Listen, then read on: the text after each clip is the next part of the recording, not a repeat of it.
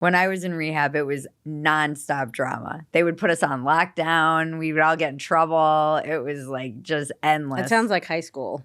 It was a little bit like high school. So wait, were you in rehab for a while? I was in rehab. I went to a halfway house when I was 19 or 20, 19 or 20. And it was when I first went in. I went into the mental ward first when I was getting sober from heroin. And then. You were on heroin? Yeah. And then. I didn't know that. I thought you were just an alcoholic. This was before, in the before times. This was the before times? Yeah. But like I haven't. Were you shooting heroin? No. That's why no one considers me a real heroin addict. What's funny is I was talking to this guy, like, because I'm like dating now, I guess, whatever. But like I was talking to this guy who told me he was an ex-heroin addict. And he was like, I never shot it up, I guess. And you're like, Well, I guess how do you do it? You eat it or? No, you can snort it or smoke it. Like Chase the Dragon, right, which was my favorite thing. When I saw like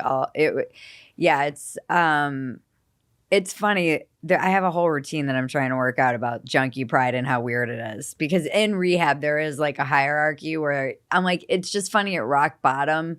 There's like people compete to be the biggest losers. They're still like, oh, you didn't shoot it? You're not really a junkie. So do you get the same high from it if you don't shoot it? No, I don't. I mean, anything you're doing intravenously, you're getting higher off of than, like, you're going to get higher off shooting meth than you will snorting it. What if you stick it up your butt? Is that the same as shooting? No, I think, I mean, you're literally mainlining it. So it's like the fastest way to get anything into your body is through an IV.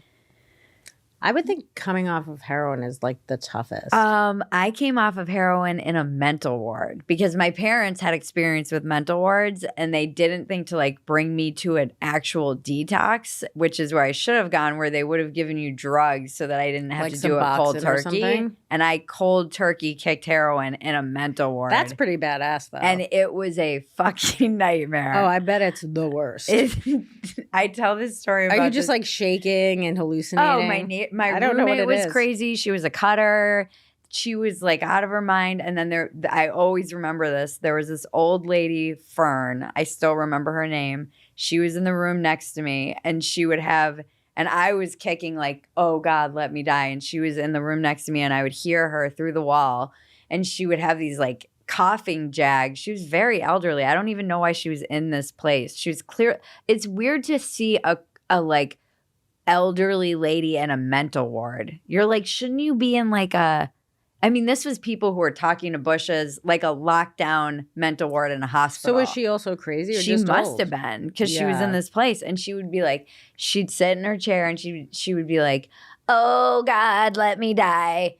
Oh God, let me die, over and over and over and over again. And then she would have this coughing jag and then there would be dead silence and you'd be like, now, don't dead. you feel like that lady should have been able to kill herself? Yeah, but you'd hear her and she'd be like, and cough, and she had like a paper bag that she would blow into, and then you'd hear nothing, and then I'd be like, is she dead? And then she'd be like, oh God, let me die. Oh, it was like, wait, so do you have roommates in the I thought ward? I manufactured her in my kicking because that was how I felt. It was just like, I was like, was she just, I still wonder if she was a figment of my imagination. But the coughing jags were like terrifying.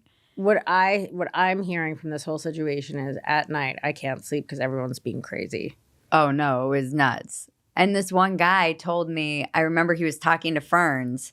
There were like ferns in the waiting room. And this is the other weird thing about mental wards. Like, why are we all always doing fucking crafts? I don't understand. Is it just like to give us something to do? What else should you do? I don't know. What else should you be petting fucking animals? I don't know. What else? Just what like else? You can't really do There's anything. not They much take you could everything away from you. You can't have scissors. You can't have shoelaces. You can't have belts. You can't have anything. So when my dad was like diagnosed with, before he was diagnosed with brain cancer, nobody knew what it was. We just thought he was losing his mind. And then they put him in like an overnight place where they took his shoelaces also. Yeah. And it's like, my dad was like a heavy dude. Like, could you imagine trying to kill yourself with tiny shoelaces? Like, what are you even going to do with them? No, and I was like, why are you taking my shoelaces? They're like, you're going to kill yourself. I was like, people have killed themselves with their clearly. I would love to know how many people have actually killed themselves with shoelaces. It has to be a very tiny number. I don't know. enough that they take your shoelaces away. Maybe if you have high tops. If you tied 2 shoelaces together, you could definitely kill yourself or someone else.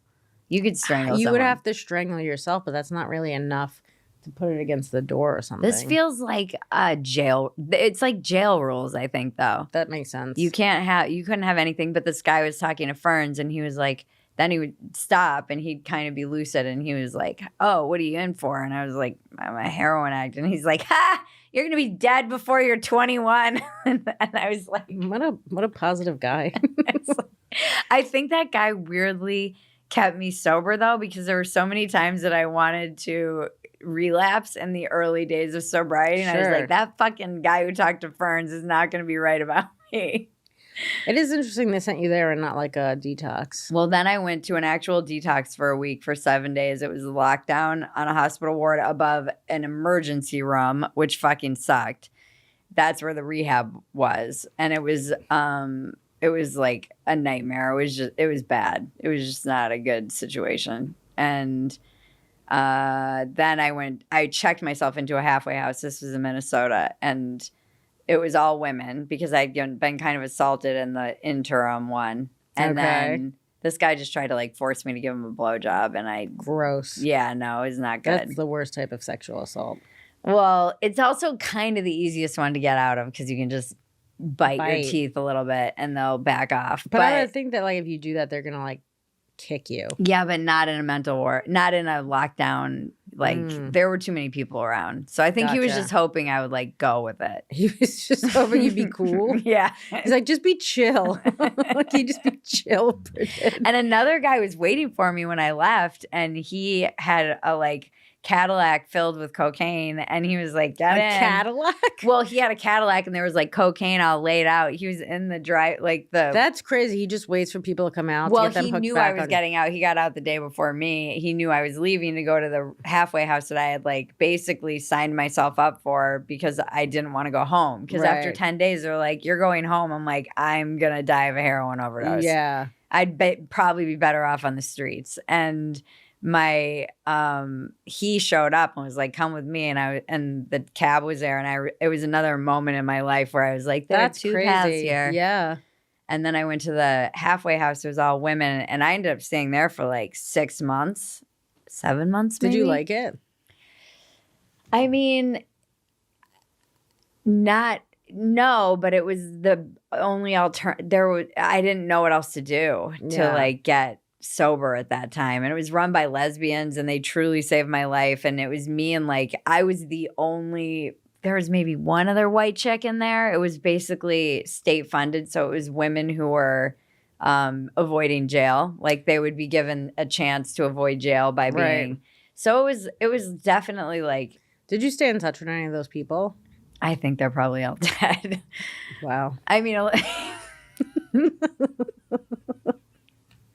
well, listen, it helped you. You're a statistic that's keeping these halfway houses on the positive side. No, I mean just because even the ones that I was friends with would in the 6 months I was there, so many of them went out. Yeah, I mean, not many people made it there, and it was like hard because you would befriend all these women and you're all in this situation together, and then a bunch of them would like band together and be like, "We're out of here," and then they'd be gone. They were just friends. So they didn't. Were they like court ordered to be there? Yeah, but then they would just be like over it, and they'd be like they'd be like, "There's the door, I'm out." Yeah, I mean, and you would get your privileges because it was a halfway house, so it was supposed to be like going between being in some kind of lockdown situation and you had like one phone call a week, and you had visitors were allowed once a week, and the longer you were there, the more privileges you would get. You could like go to the store and get cigarettes after 30 days. But how are people getting money? Most people got money from the state. So I put myself on welfare.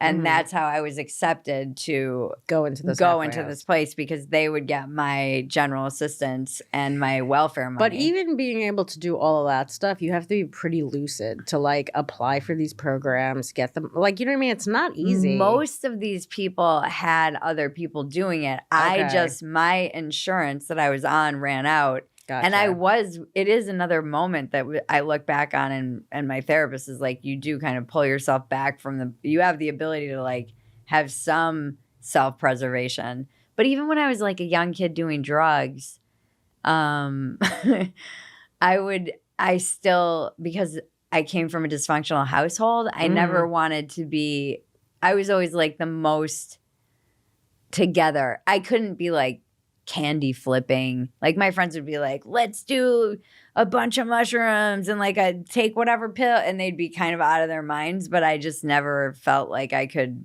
let myself go like that because I never knew what fucking shit show I would be confronted with, and I didn't want to be like on acid. Yeah. So I think having to self-preserve in my own home gave me that weird skill. Right. This has been Walk-Ins Welcome with Bridget Phetasy. I'm Bridget Phetasy, and you're welcome.